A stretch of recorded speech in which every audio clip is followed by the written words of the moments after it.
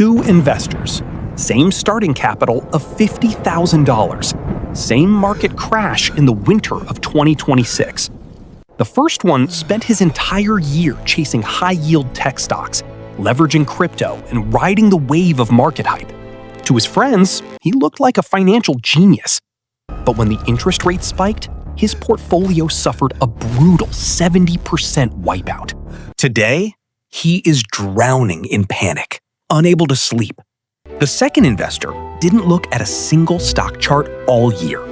He spent his time inside a boring yet invisible asset class that 99% of retail traders mock and scroll right past. While the stock market is burning, his account quietly cleared a guaranteed, predictable 12% yield. His capital is completely safe. He is sleeping like a baby. What separated them wasn't luck, intelligence, or a paid insider tip. It was a fundamental understanding of the global financial engine. The uncomfortable truth is this: if you don't understand bonds, you don't actually understand how money works. You are just a guest in a casino built by people who don't understand them. Stay with me, because by the time I explain the inverse relationship between yields and price, you will understand the exact financial defense mechanism that the top 1% uses to protect their billions. At the same time, the middle class gets systematically wiped out. If you don't learn this math, you are volunteering to stay financially blind. My name is Luis, and I spend way too much time thinking about interest rates, bond yields, and why the average person's financial advice is about 40 years out of date. If you're someone who's been told to just buy bonds for safety, but you've never actually understood what a bond is, what makes it go up or down, or why the news keeps screaming about the 10-year yield like it's the end of the world, make sure to hit the subscribe button and give this video a thumbs up if this helps you out. Because look, I'm not going to give you the textbook definition. I'm going to give you the version that actually clicks. The version that makes you watch the news differently for the rest of your life. Let's get into it. So let's start by killing the biggest myth, because this is the anti-guru moment of the video. Every finance influencer, every retirement calculator, every well-meaning uncle says the same thing. Stocks are risky, bonds are safe. And that's not just oversimplified. In a lot of cases, it's flat out wrong. Here's the thing nobody explains. There are actually two completely different kinds of risk, and bonds only protect you from one of them. Risk number one is default risk, the risk you don't get paid back. And yeah, a US Treasury bond is about as safe as it gets there. The US government has never missed a payment. But risk number two is interest rate risk, and this is the one that absolutely wrecked people in 2022. Now you might be thinking, Luis, what does an interest rate have to do with a bond I already own? Everything. It has everything to do with it. And this is the single most important concept in the entire video, so stick with me. Here's the analogy that finally made it click for me. Imagine you lend your friend $1,000, and he agrees to pay you 3% interest a year. Cool, you're locked in at 3%. But then the next week, the bank starts offering everybody 6% on the same kind of loan. Now your 3% deal looks terrible. If you tried to sell that loan to someone else, nobody would pay you full price for a measly 3% when they can get 6% next door. They'd only buy your loan at a discount. When interest rates go up, the value of existing bonds goes down. And when rates go down, existing bonds go up. They move in opposite directions, like a seesaw. And in 2022, the Federal Reserve raised interest rates faster than they had in roughly 40 years, from near zero to over 4%. So every bond that was issued back when rates were low, suddenly worth way less. That's how the safe asset lost 13%. So when somebody tells you bonds are safe, what they should actually say is, bonds protect you from one risk while exposing you to another one you've never heard of. That's a very different sentence. What a bond actually is. Let me reframe this whole thing in a way that's going to change how you see your own money. When you buy a stock, You're an owner. You own a tiny slice of a company. But when you buy a bond, you're not an owner. You're the lender. You're the bank. Read that again. When you buy a government bond, you are loaning money to the government. When you buy a corporate bond, you are loaning money to Apple, Disney, or whoever. And just like a bank, you get paid interest for the privilege of lending your money out. This is where it gets really interesting. Here's a clean math example, so this isn't abstract. Let's say you buy a $1,000 bond that pays 5% a year for 10 years. That 5% is called the coupon, an old school term, back when bonds were physical paper and you literally clipped a coupon to collect your money. So every year you get $50. $50, 10 years in a row. That's $500 in interest. And at the very end, year 10, they give you your original $1,000 back. Put in $1,000, you walk away with $1,500. Predictable, scheduled, boring, in a good way. Now compare that to a stock. With a stock, nobody promises you anything. The company can soar, it can crash, it can cut its dividend, it can go to zero. With a bond, you have a contract, a legal obligation. They have to pay you, or they're in default, which for a company means bankruptcy court. And you, the bondholder, get paid before the stockholders. That's the trade-off in one sentence. Stocks offer unlimited upside with real downside. Bonds offer limited upside with much more certainty. And here's what most people don't realize.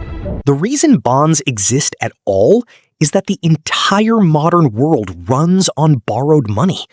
Governments borrow to build roads. Companies borrow to expand. And somebody has to be the lender. The bond market is just the giant invisible machine where the whole planet borrows and lends. It's about $130 trillion globally. That number is so big, it's basically meaningless to your brain. But it's the plumbing underneath everything. Why bonds secretly control your life. All right, this is the part where I connect bonds to your actual life, not just some Wall Street abstraction. Because you might still be thinking, Luis, this is cool, but I don't own any bonds. Why do I care? You care because of 3 letters and a number. The 10-year Treasury yield. You've heard the news say it 1,000 times and tuned it out. Let me tell you why it's secretly the most important number in your financial life. The 10-year Treasury yield is basically the price of money for the whole country. And here's the chain reaction. Follow this. When that yield goes up, mortgage rates go up because banks price your 30-year mortgage based on it. In 2021, mortgage rates were around 3%. By late 2023, they were over 7%. On a $400,000 home loan, that's the difference between paying about $1,686 a month and about $2,661 a month. Nearly $1,000 a month. Same house, same person, same salary. The only thing that changed was the bond yield. That's the difference between being able to afford a home and being priced out completely. But it doesn't stop at mortgages. That same yield affects your car loan, your credit card APR, your student loans, and here's the big one, whether your company is hiring or doing layoffs. Because when borrowing gets expensive, companies stop expanding, they stop hiring, and sometimes they start cutting. The bond market literally moves the job market. This is the psychological trap, by the way, and I want to name it. Most people experience all of this. The expensive mortgage, the layoff anxiety, the credit card rate creeping up, as a bunch of separate, random bad luck events. Why is everything so expensive right now? It feels chaotic and personal. But it's not random. It's one machine. And once you can see the machine, you stop feeling like a victim of the economy, and you start being able to anticipate it. That shift from feeling controlled to feeling oriented, that's the entire point of understanding money. The psychology, why we ignore the boring thing. Let me get a little personal, because I made a genuinely dumb mistake with this, and I think you'll see yourself in it. A few years ago, I was younger, I had a little money saved, and bonds were paying basically nothing, like 1%. Meanwhile, my feed was flooded with people doubling their money in tech stocks and crypto in a matter of weeks. So I did what felt smart at the time. I put basically everything into the most aggressive, exciting stuff I could find. 0 bonds, 0 stability. All upside, baby. And for a while, it worked. Until it didn't. When the market turned, I watched a meaningful chunk of my savings evaporate. And this is the part that actually hurt. I couldn't touch any of it. I needed some cash for an unexpected expense, and the only money I had was down 30%. I had to sell at a loss, locking in the damage at the worst possible time. Here's the thing. The mistake wasn't really financial. It was psychological. There are 2 forces at work, and they lead to almost everybody's bad decisions. The first is FOMO, fear of missing out. When everyone around you is getting rich on the exciting thing, holding the boring thing feels like losing, even though it's not. The second is status anxiety. Nobody brags at a party about their bond allocation. There's no dopamine hit. You can't screenshot a 5% Treasury yield and feel cool. So we systematically undervalue the stuff that's actually protecting us because it doesn't feed our ego. But here's what most people don't realize. The entire point of having some bonds in your life isn't to get rich. It's to make sure you never have to sell your good stuff at the worst possible moment, as I did. Bonds are the thing that lets your stocks do their job because you're not forced to panic sell them in a crash to cover an emergency. Bonds aren't the engine of your wealth. They're the seatbelt. And nobody's ever bragged about a seatbelt, right up until the moment it saves their life. What to actually do? Okay, enough theory. Let me give you the actual do this today version. 5 things. 1. Know what you actually own. Go look at your retirement account or target date fund right now. I bet money you already own bonds and didn't know it. Most set it and forget it funds shift you into bonds automatically as you age. Now you'll actually understand why. 2. Understand the seesaw. Just remember, rates up, bond prices down. Rates down, bond prices up. If you only remember one thing from this entire video, make it that. It explains 90% of bond news instantly. 3. Match your bonds to your timeline. If you need money soon, short-term bonds are far less sensitive to rate swings. If it's money for decades from now, you can hold longer-term bonds and ride out the volatility. Don't put your emergency fund in a 30-year bond. 4. Right now, in this environment, bonds are actually interesting again. For a decade, they paid almost nothing. Today, with higher rates, a safe Treasury can pay you a real, meaningful yield for basically 0 default risk. The boring asset finally pays you to be patient. And a quick note, yields move constantly, so check current rates. And I'm not your financial advisor, just the guy who thinks about this too much. 5. Stop chasing only the exciting things. Build a foundation first. The boring stuff is what lets you take smart risks everywhere else without blowing up your life. So let's go back to the question I opened with. How can the most boring, safe investment on earth secretly control your mortgage, your job, your rent, and the whole economy? Now you know. Because a bond isn't really an investment. A bond is the price of money itself. It's the rate at which the entire world borrows and lends.